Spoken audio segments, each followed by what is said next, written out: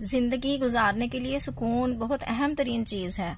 सुकून और बरकत को रुपए पैसे से नहीं खरीदा जा सकता, बल्कि हमें ऐसी आदतें इख्तियार करनी पड़ती हैं कि जिनकी वजह से हमारी जिंदगी में सुकून और बरकतें आती हैं। औरत की कुछ आदतें ऐसी होती हैं जो घर में नहूसत, परेशानियां और गुर्बत लाते हैं, और उसे इस बात का एहसास भी नहीं होता कि इसकी गलती की वजह से इसके घर में और जिंदगी में क्या क्या खराबियां पैदा हो सकती हैं।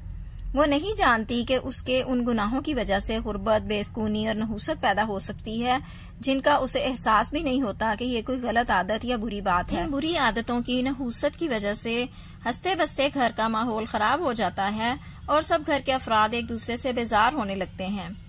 इसके बाद घर में नहूसत और बेबरकती डेरा जमा लेती है। वो घर जो कभी सुकून और अमन का गहवारा होता था, सुकून की मिसाल था, वहाँ बेसुकूनी छा जाती है और मुस्कुराहटें आंसुओं से बदल जाती हैं।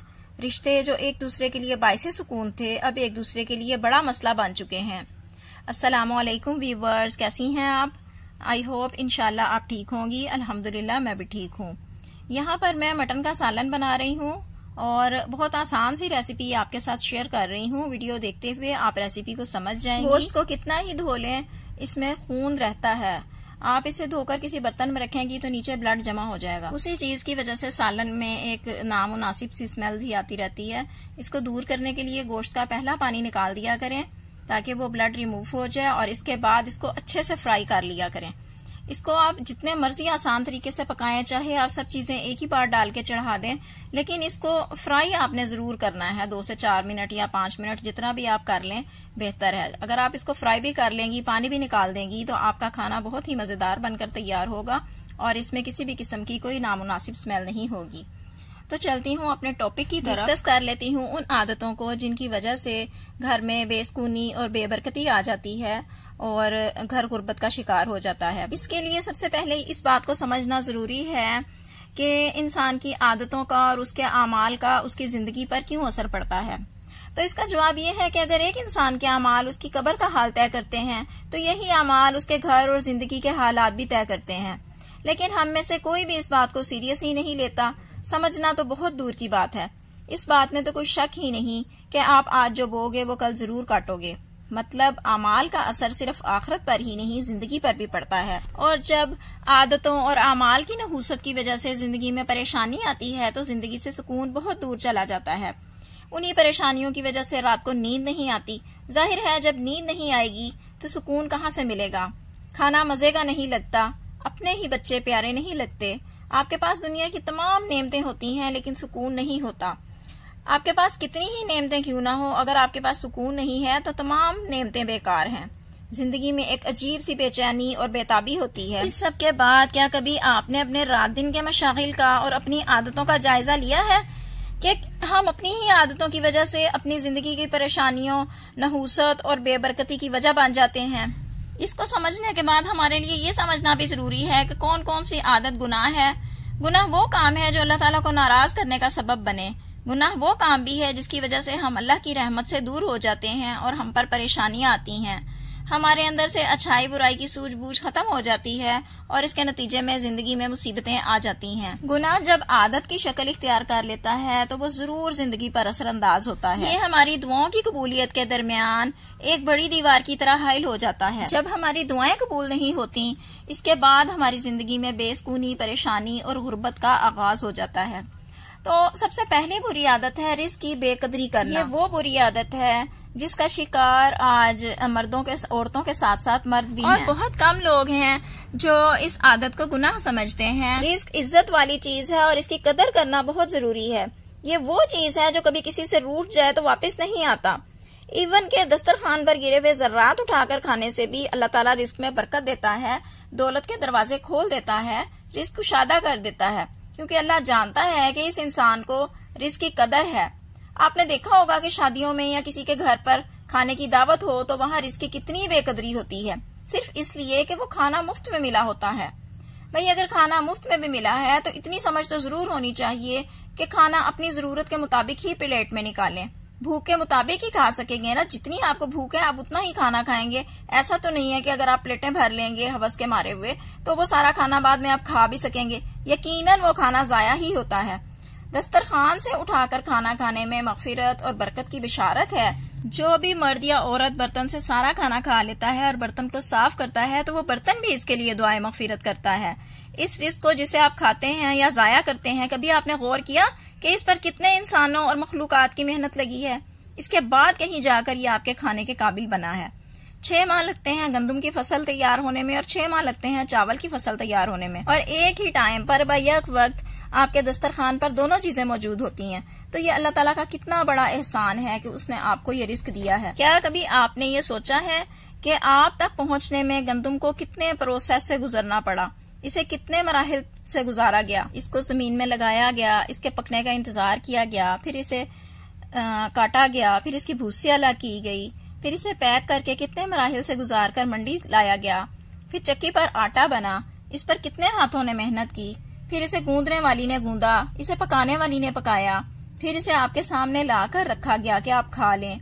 अगर बनाने वाली खवातीन की ये जिम्मेदारी है तो बनाने के प्रोसेस में वो इसको जाया ना करें। मसलन रोटी बनाते वक्त वो इतना ज्यादा खुश्क आटा ना लगाएं कि वो इधर उधर गिर कर जाया हो और बेअदबी हो और आपके लिए बेबरकती और नहूसत का सबब बने। ये जो आटा बच जाए इसे टाइम पर जल्दी से फ्रिज में रख दें ताकि ये खराब ना हो जाए, क्योंकि गर्मी की शिद्दत की वजह से आजकल आटा भी बहुत जल्दी खराब हो जाता है। फिर ये कि रोटी इतनी ही बनाए जितनी जरूरत है, जरूरत से ज्यादा बनाकर जाया करके रिज़्क़ की बेहुरमती ना करें। खाना बनाने में पानी इस्तेमाल होता है, गैस इस्तेमाल होती है, नमक इस्तेमाल होता है, मसाले इस्तेमाल होते हैं, इतनी ज्यादा चीजें इस्तेमाल होती हैं। फिर जब यही खाना आपको सर्व किया जाए तो आप इसे जाया कर दें? बिल्कुल भी नहीं। फिर ये भी कि अल्लाह ताला ने आपको खाने के लिए मददगार हाथ दिए हैं, देखने के लिए आंख दी है, चबाने के लिए दांत दिए हैं, जायका महसूस करने के लिए अल्लाह ताला ने आपको जुबान से नवाजा है, ठंडा गर्म महसूस करने की भी सलाहियत दी है, बासी ताज़ा सही खराब अच्छा बुरा महसूस करने के लिए अल्लाह ताला ने आपको नाक दी है कि इसे खाना है या नहीं खाना, खाना बासी है या खराब है या ठीक है। यानी एक लुकमा रिज़्क़ के लिए अल्लाह ताला का कितना बड़ा निज़ाम है जो उसने आपके लिए बनाया है, जो आपके लिए काम करता है। अगर आपकी दी हुई किसी चीज की अगर कोई इंसान कदर ना करे, नाक मुंह बनाए, ना पसंद करते हुए फेंक दे, तो क्या आपका दिल करेगा दोबारा आप इसे वही चीज दें? इसी तरह अगर आप इस रिस्क की नाकदरी करेंगी, जाया कर देंगी, तो आपके पास बरकत आएगी या रिस्क में तंगी आएगी?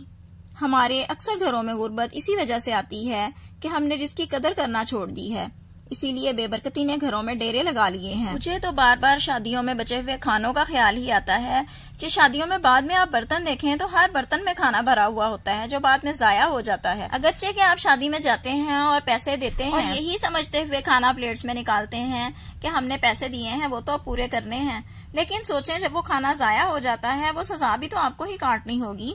आपने रिस्क की बेअदबी का गुनाह किया है। सोचने की बात है कि बहुत से लोग खाने को तरस रहे होते हैं, भूखे होते हैं और कहीं पर वही खाना जाया किया जा रहा होता है। ऐसे लोग भी हैं जो कचरा कुंडी से उठाकर खाना खा रहे होते हैं।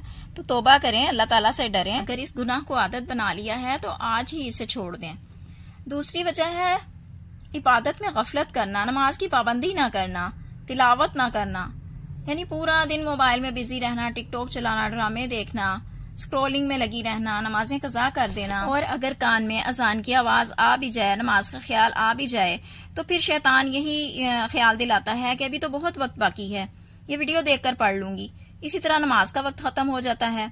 औरत की इस आदत की वजह से न सिर्फ उसकी अपनी जिंदगी से बल्कि पूरे घर से और उसके घराने से बरकत उठ जाती है और उसकी जिंदगी में बेबरकती आ जाती है। नमाज ना पढ़ने वाली औरत के घर में बेसकूनी, लड़ाई झगड़े, नहूसत और बेबरकती डेरा जमा लेती है। अल्लाह के ताल्लुक और नमाज के जरिए ही घर में रिज़्क़ का दरवाजा खुलता है और बरकत आती है, दिल को इत्मीनान और सुकून मिलता है। माँ नमाजी हो तो बच्चे भी नमाज पढ़ने लगते हैं।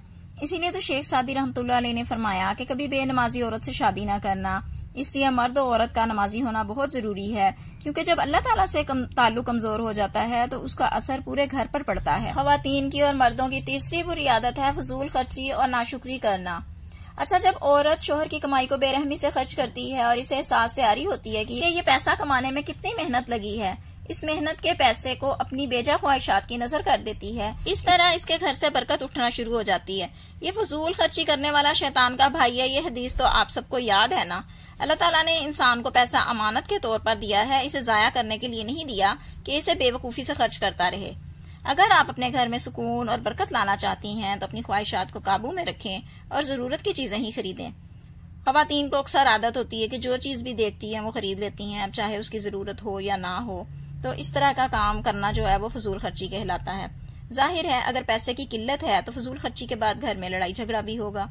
अगर कोई जब्त कर गया, लड़ाई ना भी हुई, तो नहूसत और बेबरकती तो जरूर ही आएगी। औरत की चौथी बुरी आदत है औलाद की अच्छी तरबियत ना करना। औलाद की अच्छी तरबियत करना औरत का अवलीन और सबसे अहम फर्ज है। माँ अगर बच्चों की अच्छी तरबियत नहीं करती, इनके रवैये, आदतों और कामों पर तवज्जो नहीं देती कि वो क्या कर रहे हैं, क्या सीख रहे हैं, तो ये गुनाह भी उसके घर के सुकून को तबाह करने के लिए काफी है। बदतमीज, बदतहजीब और नाफरमान औलाद घर की बुनियादों को हिलाने के लिए काफी है। जब अच्छी तरबियत नहीं होगी तो यही औलाद आखिरत में तो अजाब का सबब बनेगी ही, दुनिया का चैन, सुकून और सुख भी बर्बाद हो जाएगा। औरत की पांचवी बुरी आदत है हसद और दूसरों की नेमतों से जलना। हसद एक ऐसी आग है जो जलाकर राख कर देती है। जो औरत दूसरों से हसद करती है, पहले इसका दिल, फिर इसके अमाल और फिर इसके घर का सुकून और बरकत राख हो जाती है। जो औरत ये गुनाह करती है, ये गुनाह इसके घर के सुकून को राख कर देता है। हासिद औरत कभी भी खुश नहीं रह सकती, इसका अपना घर भी इसके लिए बेसुकून जगह बन जाता है, क्योंकि वो खुद को मिली हुई नेमतों से तो कभी राजी ही नहीं होती, दूसरों से ही जेलस होती रहती है कि फलां को ये क्यों मिला, फलां को वो क्यों मिला। तो जब उसके अंदर ये चीजें चलती रहेंगी तो कैसे वो पुरसुकून रह सकती है। उसके अंदर दूसरों की खुशी को बर्दाश्त करने की कैपेसिटी नहीं होती। यही उसकी बेसुकूनी की सबसे बड़ी वजह बन जाती है। और दूसरे लोग जिनसे वो हसद करती है उनके बराबर आने के लिए पैसा खर्च करती रहती है और ये उसकी गुर्बत की वजह बन जाती है। खवातीन की छठी सबसे बुरी और अहम आदत है मेहमानों को देखकर मुंह बनाना, जिसकी वजह से घर में नहूसत, बेबरकती और गुर्बत आती है। कुछ खवातीन को आदत होती है कि वो मेहमानों को रहमत नहीं बल्कि जहमत समझती हैं। उनके लिए ये बहुत मुश्किल होता है कि घर में मेहमान आएंगे तो खाने का एहतमाम करना पड़ेगा, सफाई को मैनेज करना पड़ेगा, बर्तन खराब होंगे, वो धोने पड़ेंगे, उफ बहुत थकावट हो जाएगी, भाई मेरी तो तबीयत खराब है। ये सब बातें अल्लाह ताला को सख्त नापसंद हैं। ऐसी खवातीन के घरों से बरकत और सुकून उठ जाता है। मेहमान तो मेहमान होता है, चाहे आपको पसंद ना भी हो, आपका दुश्मन हो। अगर आपकी अच्छी तरबियत होगी तो जरूर आप इसे रिस्पेक्ट देंगी। मेहमान को खाना अच्छे तरीके से सर्व करें, इसे सोने के लिए जरूरत की चीजें मुहैया करें ताकि इसे कोई तंगी या परेशानी ना हो। मेहमान अपना नसीब लेकर आपके घर आता है, हो सकता है कि उसकी किस्मत के साथ आपकी किस्मत भी खुल जाए, इसीलिए मेहमान को अल्लाह की रहमत कहा जाता है। और अगर आप मुंह बनाएंगी, बेजारी का इजहार करेंगी, तो ये रहमतें और बरकतें आपसे दूर कर दी जाएंगी। और जहाँ बरकत और रहमत नहीं होगी वहाँ से सुकून तो वैसे ही रुखसत हो जाता है। उम्मीद करती हूँ कि आप मेरी बात समझ गई होंगी। खुशियाँ और सुकून बांटिए, खुशियाँ और सुकून हासिल कीजिए। अल्लाह ताला हम सबको दुनिया और आखिरत दोनों जहान में आफियत अता फरमाए और दोनों जहान में हमारा हामी और नासिर हो।